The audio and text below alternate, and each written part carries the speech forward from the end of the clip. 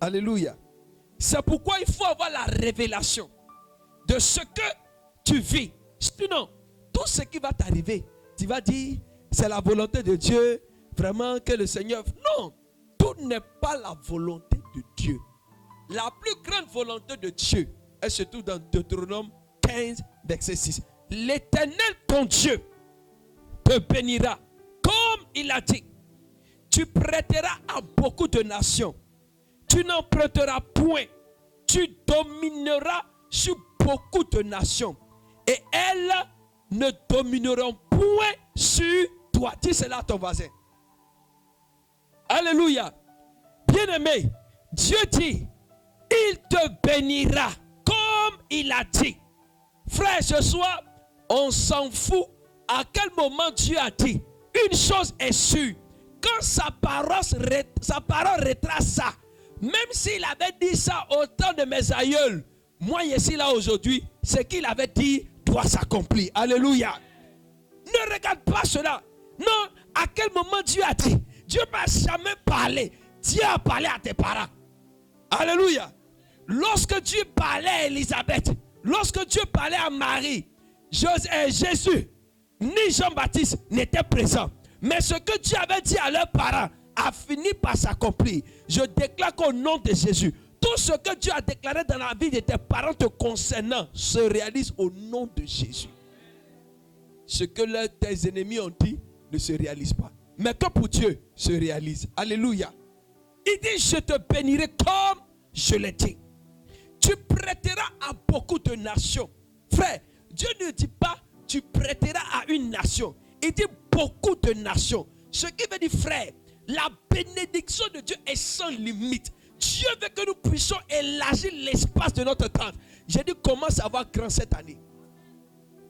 Commence à voir grand. Tu prêteras à beaucoup de nations. Quand Dieu déclare une telle parole te concernant, Dieu sait qu'il aura certainement une forme de résistance. Et Dieu veut que tu ne te vois pas enclavé. Tu ne te vois pas limité. Écoute, pour prêter à certaines nations, faille bien que tu découvres la misère que ces nations vivent. Est-ce que tu comprends bien? Parce que si tu ne découvres pas que des lieux vivent ta misère, comment tu vas emprunter là-bas? J'ai compris que dans ce verset, Dieu est en train de déclarer que quelqu'un va se mettre à voyager à des nations. Oh, j'ai dit, les nations vont te découvrir. Quand Dieu dit ça, Dieu est en train de préparer ta destinée à ce que les nations te découvrent parce que tu transportes quelque chose de spécial. Tu prêteras à beaucoup de nations. Tu n'emprunteras point. Alléluia. Bien-aimé, Dieu ne veut pas que tu empruntes. Hier, tu empruntais. Aujourd'hui, tu prêteras. Tu n'as pas dit bien amen. Alléluia. L'ordre des choses doit changer. Et il dit, tu domineras. Et c'est là la question de notre enseignement. Frère, nous sommes au mercredi des grandes victoires. Ce qui veut dire Dieu nous appelle à dominer. Et quand tu es chrétien, quand tu es en Jésus, tu es appelé à dominer. Ce n'est pas une histoire de dire tu es orgueilleux. Dieu dit tu dois dominer. Alléluia. La domination se trouve dans le nom de Jésus-Christ. C'est pourquoi Pierre dit qu'en son nom, tout genou fléchit. Ce qui veut dire, pour que genou puisse fléchir, c'est qu'il y a une domination au-delà. Et cette domination se trouve en un seul nom, le nom de Jésus-Christ. Et si nous avons ce nom, c'est que nous sommes appelés réellement à dominer dans les nations. Quand Dieu dit tu vas dominer, ce qui veut dire que là où les autres ont échoué, tu dois réussir. Tu n'as pas le choix de ne pas réussir. Tu es dans l'obligation de réussir. Là où les autres ont été rabaissés, toi tu dois être élevé. Là où on ne pouvait pas te mettre en premier rang, on doit forcément te mettre en premier rang. C'est ça l'esprit de domination de Christ en toi. Tu dois être à mesure de te démarquer positivement. Tu dois être à mesure d'être un exemple positif parce que tu as Christ en toi. C'est ça l'esprit de domination. Quand tu as l'esprit de domination de Christ, tu deviens une référence. Tu n'attends pas que les autres le fassent. Tu le fais. Pourquoi? Parce que Dieu dit, quand tu as l'esprit de domination, comme David, tu rentres dans la saison pour relever l'honneur de toute une nation. David avait l'esprit de domination. L'esprit de domination, Dieu lui avait accordé dans la royauté qu'il lui avait donnée. Or, bien dit, nous sommes prêtres, prophètes et rois. Ce qui veut dire l'esprit de domination nous a été transféré dès lors que nous avons accepté Christ. C'est pourquoi j'ai compris chaque fois que mon père disait, nous ne combattons pas pour la victoire, mais nous combattons dans la victoire. Pourquoi? Parce que la victoire est un acquis en Jésus-Christ. Donc lorsque je me lève, j'ai déjà la victoire. Je ne peux pas opérer la réalité spirituelle de ce que j'ai en Christ. Alléluia. Je ne peux pas opérer la réalité spirituelle de ce que j'ai vécu et ce que j'ai déjà en Christ. C'est pourquoi Christ a dit, mais il n'y a rien de nouveau sous le ciel. La victoire que tu recherches a été déjà scellée en Christ. Alléluia. Dieu dit domine. Dominer t'exige à te lever, à poser les actions qu'il faut pour révéler réellement le pouvoir de Christ en toi. Alléluia. Alléluia. C'est pourquoi le diable, sachant cela, il va donc planifier des stratégies autour de ta destinée. Car il sait que tu es appelé à dominer. Frère, la meilleure façon d'empêcher une personne de dominer, de révéler l'identité vraie de Christ en lui, c'est de mettre toutes les stratégies pour détruire sa destinée. Alléluia. Pour détruire sa destinée. Et l'une des plus grandes armes que le diable utilise, c'est ce qu'on appelle la dette spirituelle. Écoutez-moi bien. Quand Dieu dit, tu n'emprunteras point, mais tu prêteras. Ce qui veut dire, quand tu empruntes, tu te laisses soumis par une dette. Dieu sait que c'est une force, c'est une puissance. La dette détruit les destinées. Lorsque tu es frappé par une dette, peu importe la dette, la dimension de cette dette, elle t'empêchera de réaliser ta vie. C'est-à-dire que tu travailles, mais tu travailles à la vérité. Tu travailles pour assoiffer ou du moins honorer la dette. Mais jamais tu pourras jouir du fruit de ton travail. Pourquoi? Parce que tu es frappé par une dette à cause de l'emprunt. Emprunter veut dire terre à terre, prendre à la vérité ce qui n'est pas à toi et de l'utiliser. C'est d'abord ça, emprunter. Amen. C'est pas prendre et rembourser après. C'est d'abord prendre ce qui n'est pas à toi. C'est emprunter quelque chose. Aller plus loin. Ce que tu empruntes, sache qu'il y a un retour sur investissement. C'est là se trouve le volet subtil de la dette qui est la réclamation. Et c'est de là viennent les réclamations. Quand une dette est contractée, sache qu'il y aura une réclamation derrière. D'ailleurs, quand tu vas emprunter de l'argent physique à la banque, la banque réclame son argent, mais dans un délai. Et quand le délai n'est pas respecté, elle utilise tous les moyens nécessaires pour pouvoir rentrer en possession de ces finances que tu as empruntées. Le fait que tu as emprunté, elle a droit légal d'agir sur ta vie. Car au moment de l'emprunt, il y a eu une alliance qui a été tissée que tu ignores. Est-ce que vous comprenez? Il y a eu une alliance qui a été tissée que tu ignores. C'est pourquoi Dieu dit, tu n'emprunteras point, mais tu prêteras aux nations. Écoutez, cette déclaration biblique a un autre aspect puissant dans la vie. Amen. Un autre aspect puissant dans la vie. Nous sommes d'accord que Dieu nous a appelés, écoutez, à prêter. Ce qui veut dire que lorsque je domine, je prête. C'est que Dieu me met dans une vie, comment on dit ça, florissante, dans une vie vraiment de gaieté, dans une vie de joie, dans une vie de bonheur. Proverbe 10, verset 22 dit, c'est la bénédiction de l'Éternel qui enrichit et qui n'est suivie d'aucun chagrin. C'est la bénédiction de l'Éternel. Frère, ce qui veut dire, dans toute ce que nous faisons, nous devons rechercher la bénédiction de Dieu et non celle des hommes. Amen. La bénédiction de Dieu. Dans tout ce que nous faisons, nous devons rechercher la bénédiction de Dieu. Car c'est elle qui n'est suivie d'aucun chagrin. Ce qui veut dire qu'il peut avoir des bénédictions qui vont créer plus tard des chagrins dans notre vie. Écoutez, ce type de bénédiction, au moment où tu es en train de les consommer, oh, tu ne sauras pas la différence. Tu béniras Dieu. C'est pourquoi il y a certaines personnes qui attribuent des gloires à Dieu, mais qui n'appartiennent pas réellement à Dieu. Il y a des gloires que tu vas attribuer à Dieu, mais à la vérité, cela n'appartient pas à Dieu. Alléluia. Oh, à Dieu soit la gloire. Telle situation, tu donnes la gloire à Dieu. Écoutez, Dieu, il est souverain. Et il voit que tu es reconnaissant parce que c'est lui qui a créé le ciel et la terre. Il est d'accord avec. Amen. Mais quand tu n'es pas à l'origine de cette gloire, sache que la réclamation viendra. C'est-à-dire, le propriétaire de cette gloire viendra réclamer ce qui lui revient de droit. Amen. Oh Dieu, il ne réclame rien. Parce que lui, il a déjà payé un prix. Le fait qu'il est mort à la croix, il ne peut rien réclamer. C'est fini. Mais l'homme, le diable, peut aussi réclamer. Pourquoi? Parce qu'à la vérité, il n'est pas créateur. Il n'est qu'un voleur. Et nous voyons dans Jean chapitre 10, verset 10, la Bible dit, le voleur ne vient que pour voler, détruire et dérober. Il n'a qu'un seul sens, une seule mission, détruire, dérober. C'est son rôle. Le voleur, c'est celui qui prend ce qui ne lui appartient pas et qui déclare que c'est pour lui. C'est un voleur.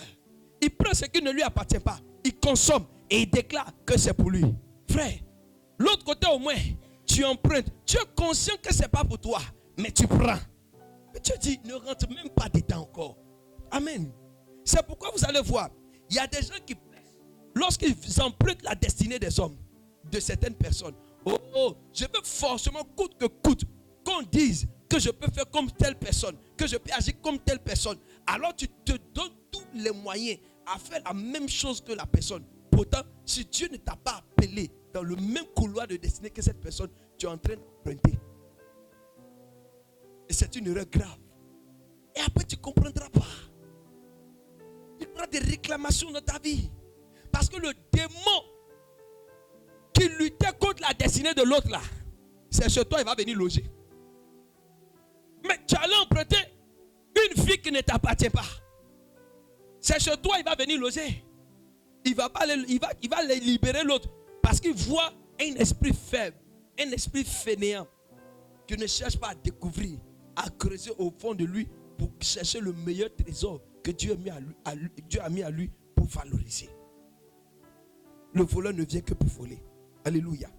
Alors frères et sœurs, il existe bel et bien des ennemis de notre destinée. Et si nous sommes au mercredi de grande victoire, frère, pendant les mercredis, il y a des sujets que nous allons traiter. Alléluia. Il y a des sujets que nous allons traiter.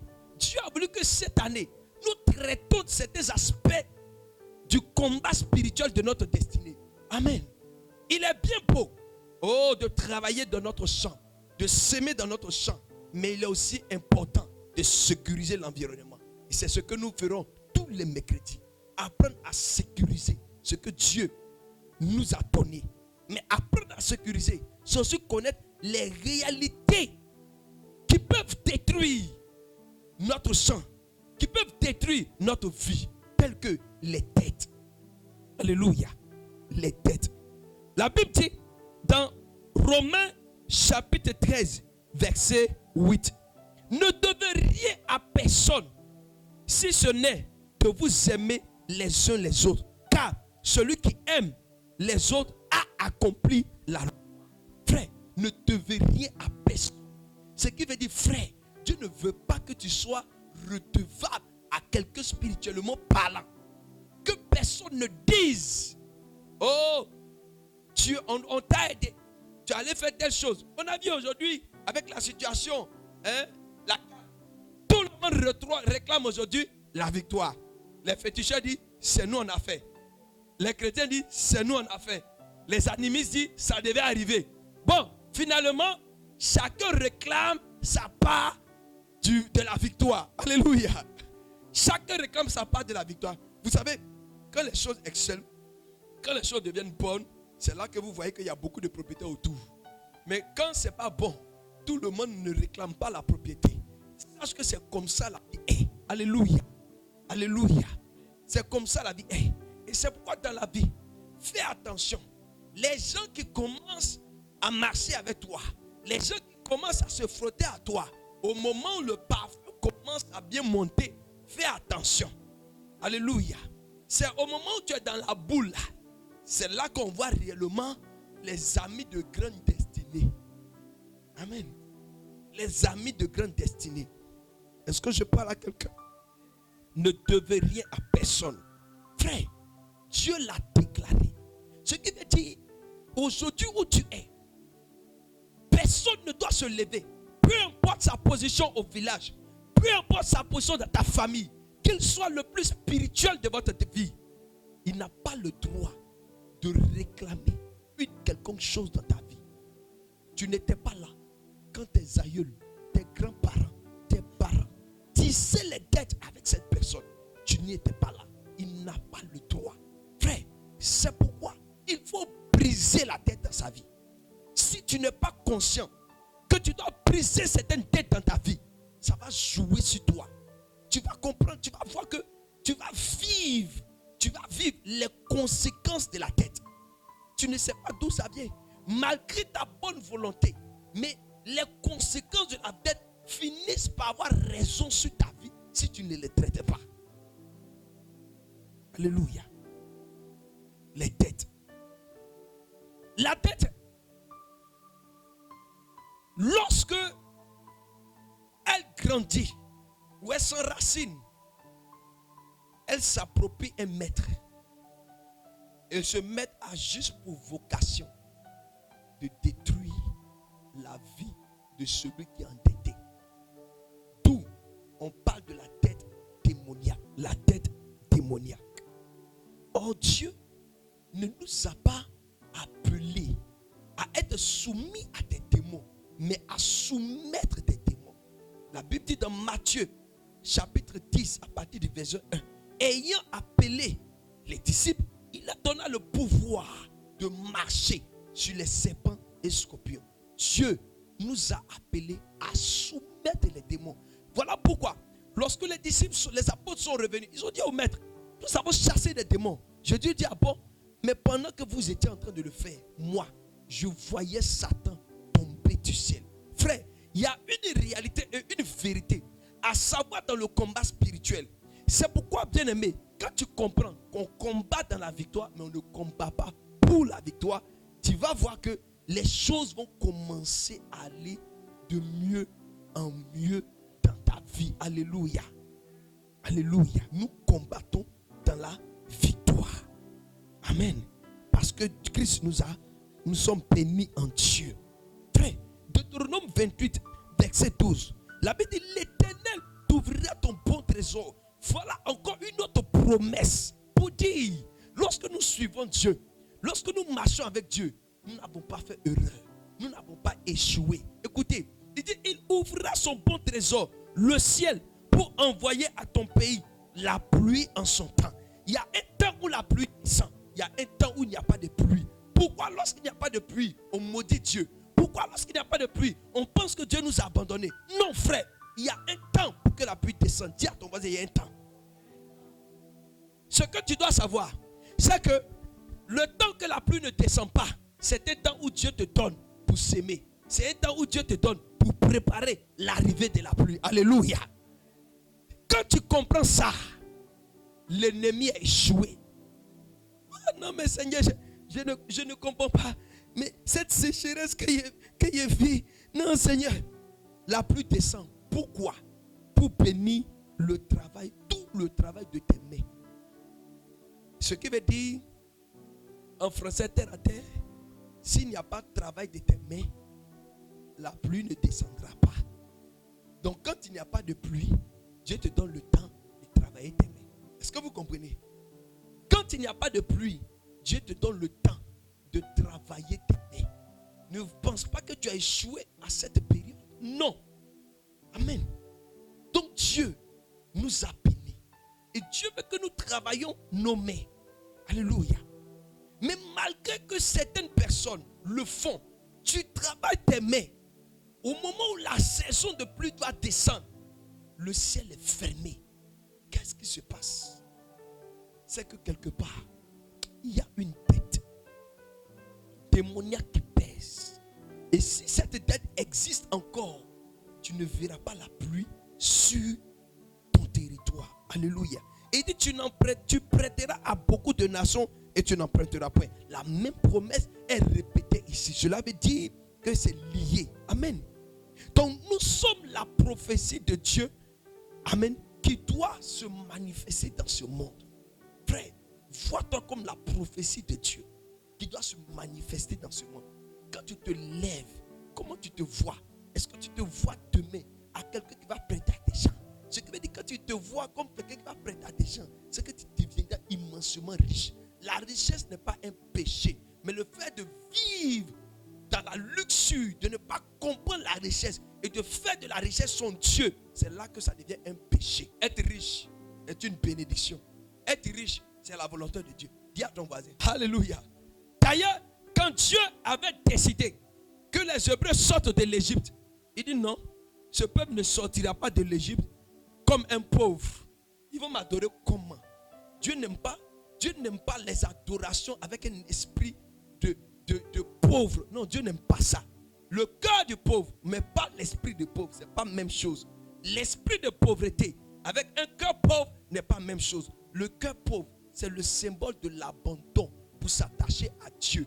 De dire que tu t'es détaché des dieux étrangers et d'aimer que Dieu seul. Ne pas avoir deux maîtres. C'est ça le cœur pauvre. Mais l'esprit de pauvreté, oh, c'est manquer de connaissance, c'est manquer de sagesse, c'est manquer de révélation de où se trouve la richesse physique. Ça, c'est l'esprit de pauvreté. Ça, là, on combat ça.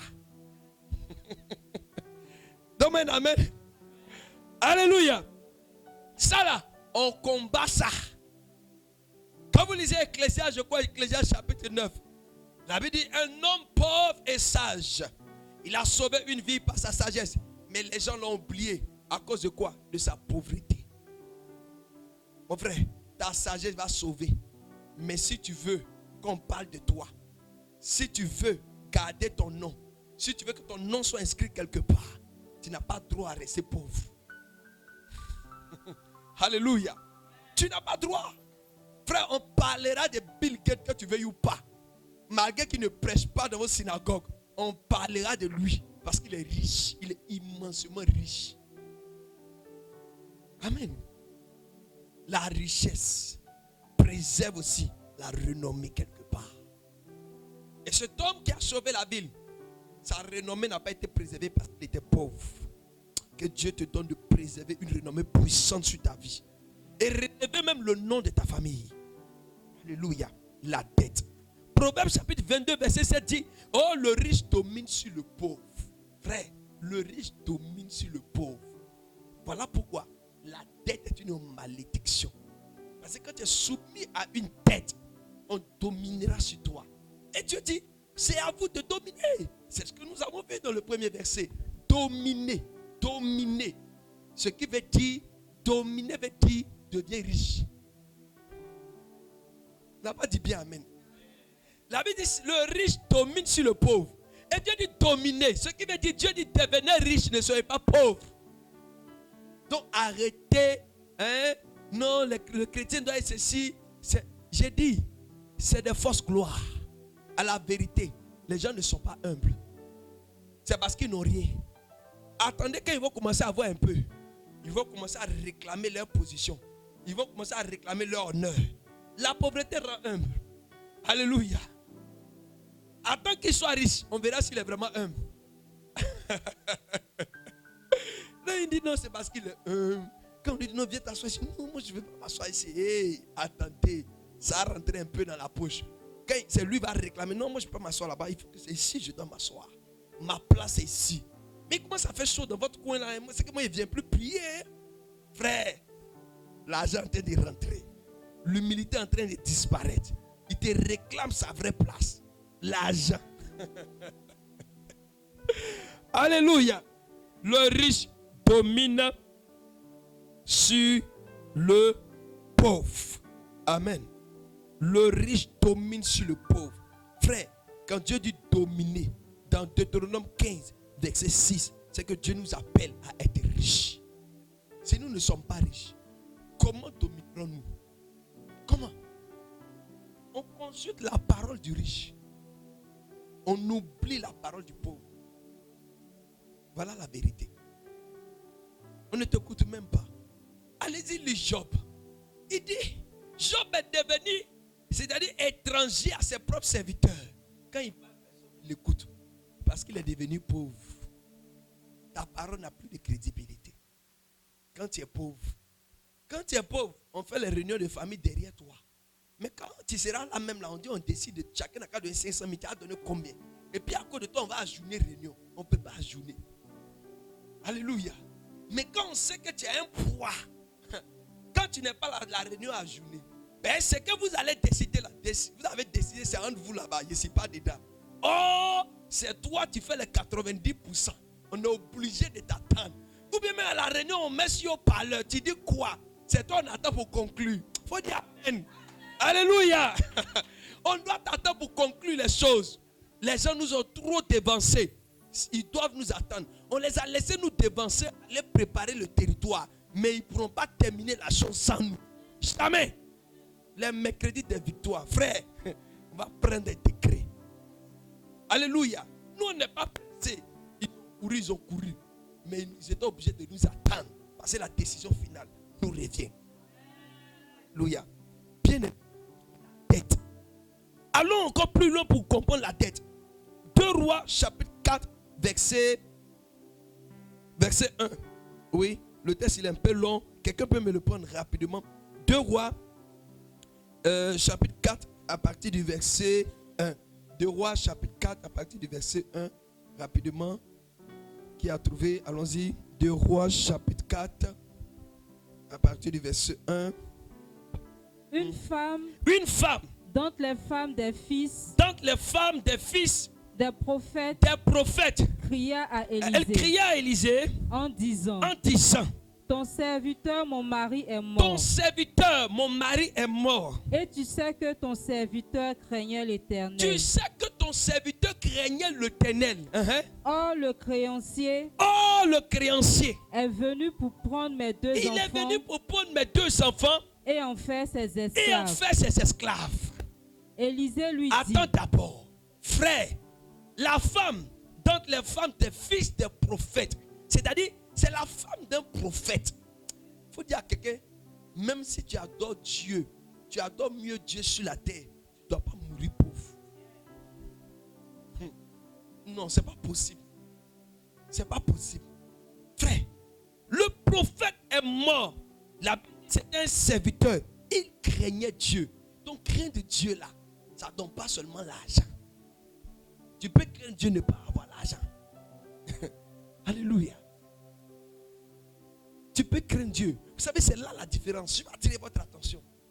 Beaucoup de personnes craignent Dieu, mais ils mettent les bras en arrière.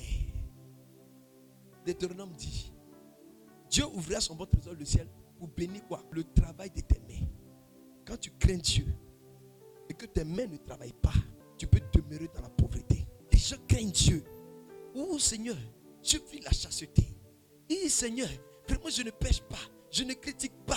Seigneur, je ne vole pas, je ne commets pas l'adultère, je ne fais pas ceci. Ils vont réciter toutes les listes des péchés qui existent sur la terre. Effectivement, ils ne sont pas dedans. Mais les vie est misérable. Avec tout ça là, en fait, le fait de ne pas pratiquer le péché te donne ce qu'on appelle la faveur. Mais la faveur sans action n'a pas de sens. Et c'est là la problématique. Tu as la faveur de Dieu. C'est-à-dire que si tu décides de faire, ça va marcher. Mais comme tu ne sais pas que tu dois faire quelque chose pour que ça marche, la faveur là ne te sert pas. Ah, depuis il sait Dieu. Ici, David de Dieu, on prie même là. Depuis là, je ne comprends pas. Parce qu'il n'a pas compris le principe. L'homme craignait Dieu. Et voici, il est mort. Et il avait pris une dette. Alléluia. La femme dit, le créancier est venu. Et il est venu prendre les enfants pour aller faire, pour payer la dette. La dette doit forcément se payer. Et lui, ce qu'il a trouvé, bon, car c'est le seul héritage qu'il a laissé, les enfants. Donc ils vont devenir des esclaves. Voyez, c'est pourquoi on constate, lorsqu'il y a une dette démoniaque dans certaines familles, les histoires vont se répéter. Ce que ton grand-père, ta grand-mère, ta mère a vécu se répète dans ta vie. Il y a une dette dans votre vie. Et derrière la dette, ou la force qui se trouve derrière la dette, c'est la force de la réclamation. C'est l'âme que la dette utilise, la réclamation. Quand il y a une réclamation, la dette doit être payée. Amen. La dette doit être payée. Alléluia. Frères et sœurs, on peut donc distinguer 3 types de dettes. Amen. 3 types de dettes. La première, la dette civile, c'est-à-dire ce que nous connaissons, le crédit bancaire, etc. Tu veux faire des activités, ça c'est ce qu'on appelle la dette civile. Tu vas à la banque, et puis tu dis bon, je vais emprunter tel truc pour pouvoir faire ceci. Ce sont des risques des activités. Amen. Mais vous allez voir encore plus loin que même aujourd'hui, les banques ne donnent pas de crédit à tout le monde. Non. Il y a une formule, on dit, tu dois être finançable.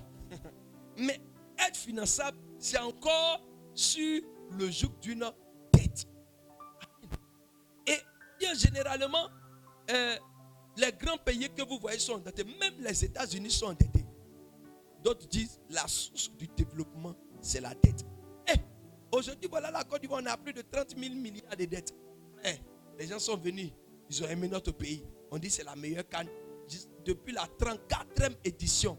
Mais est-ce qu'ils connaissent l'empreinte qu'on a pris derrière? 900 milliards pour organiser la CAN. Mais quand les gens sont venus, on dit waouh, tout le monde entier est unanime que c'est la meilleure. Frère, il dit la dette, vous allez comprendre. Il ne faut pas jouer la dette. La dette est une bonne chose. Ça a créé un certain type de bonheur. Mais le chagrin viendra après. La douleur du remboursement arrive. On va tous. Je ferme la parenthèse. Alléluia. Vous allez comprendre la dette. La dette civile. Deuxième type de dette, la dette morale. C'est-à-dire celle qui est fondée sur la reconnaissance. Et quand elle est mal comprise, elle cache une forme de servitude. Alléluia. La dette morale. Vous savez, Dieu a appelé l'Égypte la maison de servitude. Pourquoi? Parce que Pharaon réclamait sur la vie des Hébreux une dette. Pour lui, c'est lui qui les a fait. Il les a logés. Il leur a donné un espace. Il ne manquait pas de nourriture. Et sauf que ils n'étaient pas libres de tout mouvement. Ils n'étaient pas libres de ce qu'ils même gagnaient. Ils décidaient de faire une rétention de leur salaire. C'est la dette. Parce qu'ils estimaient que s'ils doivent payer les jours, le souffle, ils ne pourront pas tout rembourser. Donc Israël était soumis à une dette démoniaque de la part de l'Égypte. Voilà pourquoi Dieu appelait l'Égypte la maison de servitude. Car pour Pharaon, il devait être reconnaissant à lui. Amen. Il devait être reconnaissant à lui.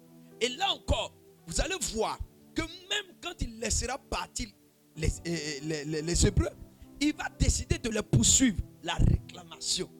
Amen. Vous savez, quand il y a une dette démoniaque dans ta vie, tu peux quitter, écoutez-moi bien, l'environnement de la servitude, mais la réclamation va te poursuivre. Moi, je ne vais plus au village. Moi, j'ai quitté mes parents. Moi, je ne parle plus à eux. Je ne les fréquente plus. La réclamation va te poursuivre parce que la dette n'a pas été réglée. Hébreux, ils n'étaient pas en Égypte. Mais Pharaon a décidé de les poursuivre. Alléluia. Heureusement, il y a eu un Moïse. C'est pourquoi dans la vie, tu dois rencontrer un prophète. Tu dois avoir un prophète dans ta vie qui va te dire comment faire pour stopper l'avancée de la réclamation ou la dette sur ta vie. Moïse avait la révélation de comment stopper la réclamation et annuler la dette sur les Hébreux. Il avait ce que Dieu lui a permis de prendre et d'ouvrir un chemin. Alléluia. Alléluia. Bien-aimés, nous sommes au mercredi des grandes victoires, au lieu favorable, où Dieu va révéler comme Moïse la solution pour annuler certaines réclamations dans notre vie. Amen. Troisième dette, la dette spirituelle. Et cette dette a deux formes. Premièrement, la dette contractée envers Dieu. Oui, nous contractons des dettes envers Dieu. Elle voit le jour sur la base d'une promesse. Se forme sur des formes de vœux. Écoutez-moi bien. Quelqu'un me prend Deutéronome 23, verset 23. Donc, la dette que nous contractons envers Dieu, elle voit le jour sur la base d'une promesse. Tu fais une promesse à Dieu et tu ne l'honores pas.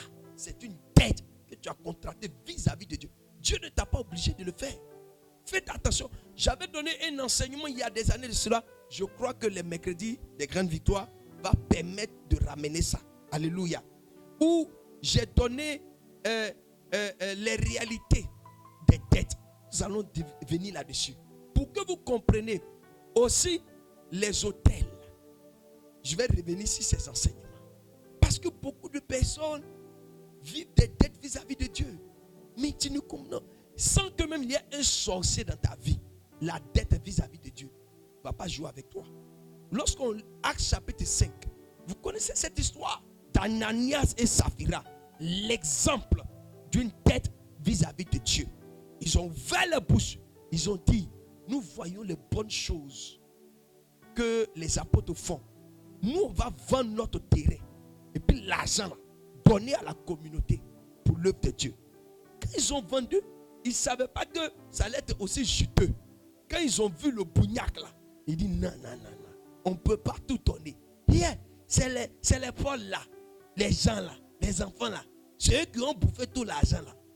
David disait, il est trop petit, l'argent qui est venu, c'est trop beaucoup, il a diminué un peu. Et puis c'est toi, tu sais que tu dois aller distribuer, partager. Bon, je vais faire don à tel lieu ici. Ah, c'est là-bas que tu allais faire la promesse. C'est là-bas que tu allais prier. Et vous allez voir, les gens vont sortir de ces enseignements. Non, c'est-à-dire que c'est l'offrande du cœur, etc. Il dit, nos cas liés à chapitre 5, ils vont comprendre. Et quand ils ont fait ça, la dette, elle ne joue pas. Voici, donc la malédiction est tombée sur leur vie. Alléluia. La malédiction est tombée sur les vies. Amen.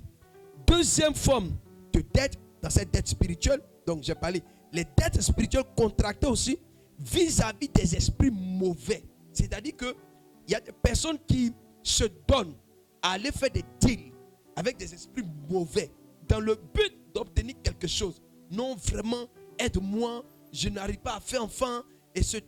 On va aller adorer de ces fétiches. Ça, ce sont des dettes qu'on contracte vis-à-vis aussi de ces esprits mauvais qui font partie des dettes spirituelles.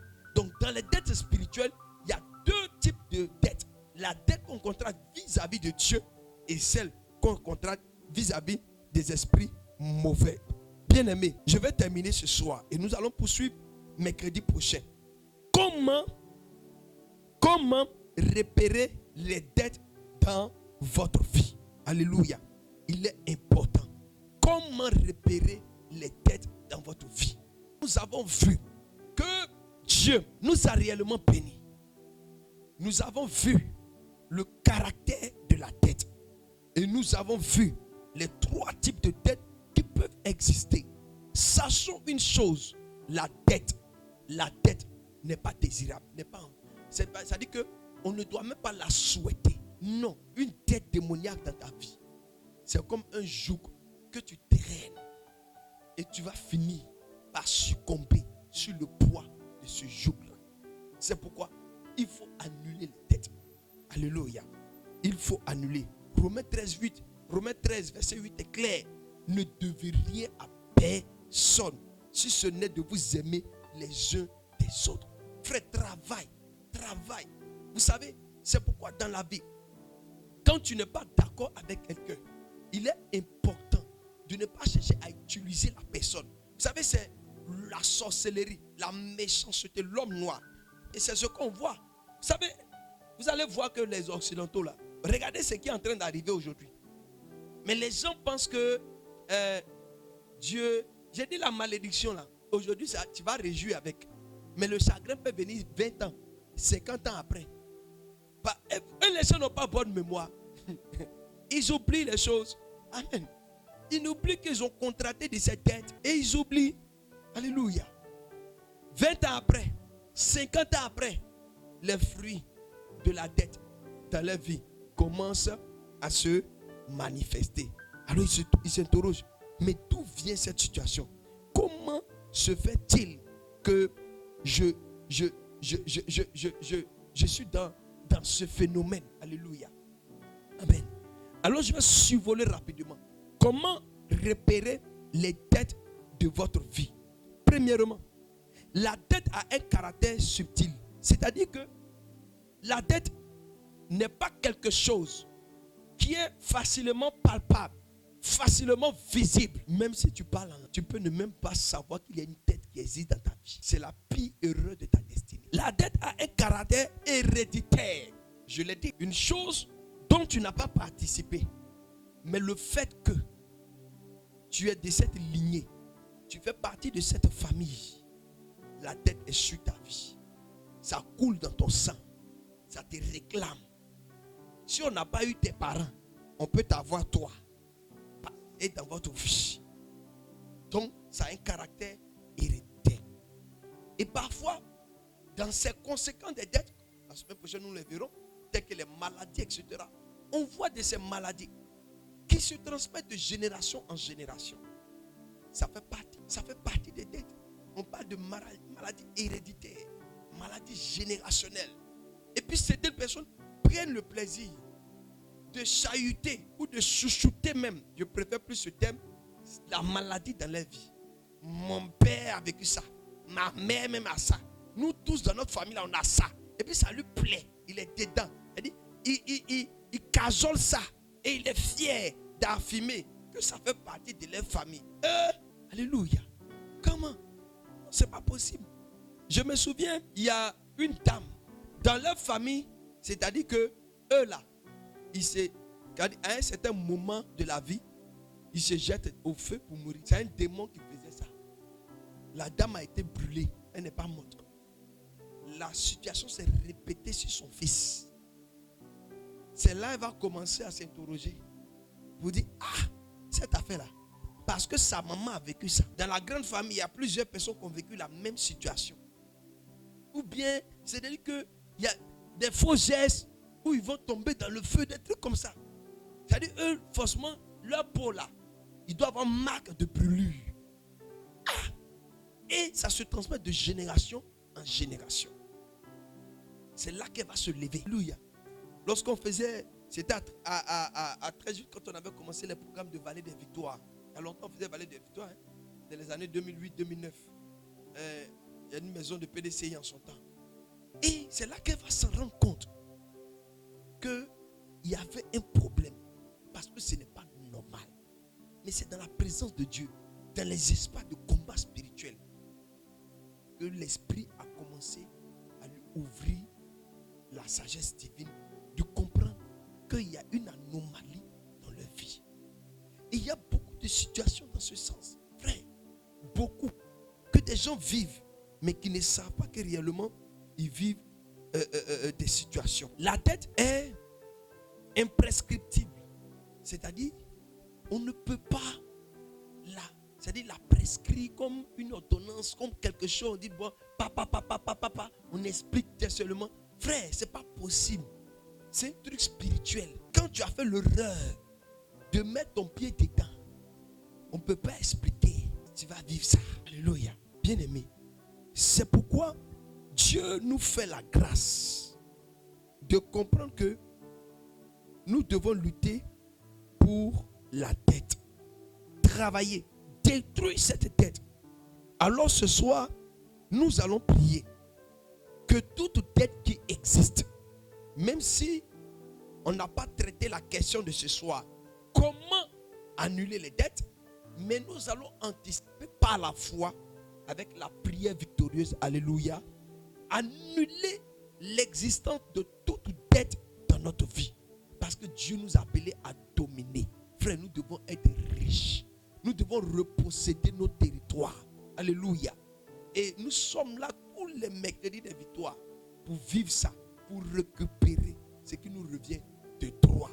Frère, si tu suis bien ce cheminement, si tu prends à cœur ce programme, au bout de quelques temps, tu verras le rayonnement. C'est toi qui en bénéficieras. Tu es le premier bénéficiaire de cette chose-là. Ce n'est pas quelqu'un d'autre. Donc tu ne le fais pas pour faire plaisir à Daddy. Non, si tu veux, il ne faut pas prier. Tu ne me fais pas plaisir. Bon, tu nous feras de la peine. Parce que tu vas demeurer dans cette situation-là. Ça nous fait de la peine. Alléluia. Mais à la vérité, tu es la première personne à profiter. Amen.